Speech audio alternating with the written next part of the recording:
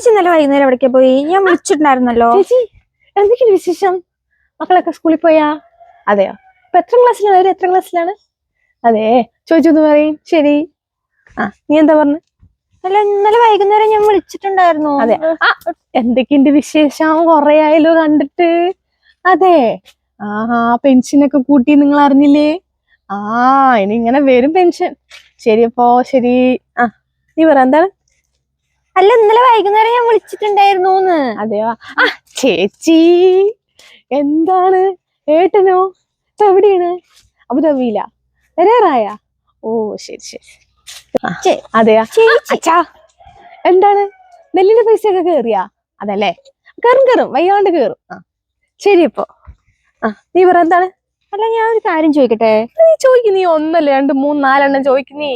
മനുഷ്യന്മാരിനെ കണ്ടാ മിണ്ടാത്ത ആൾക്ക് ഇത് എന്താ പറ്റിയത്? കുറെ നേരമില്ല, അവിടെ തൊട്ട് തുടങ്ങിയതാണ്. അതാണ് ഇലക്ഷന്റെ സ്ഥാനാർത്ഥിനെ തെരഞ്ഞെടുക്കാനായിട്ടുണ്ട്. അപ്പൊ ചെറിയൊരു സൂചനയുണ്ട് എന്നെ നിർത്തണം എന്നുള്ളത്.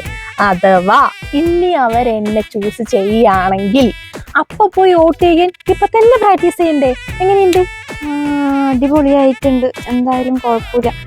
എന്തായാലും ചേച്ചി ഇലക്ഷനൊക്കെ നിന്ന് ജയിച്ചിട്ട് വേണം നമ്മുടെ നാടൊക്കെ ഒന്ന് നന്നാക്കാൻ. സൂപ്പറാ.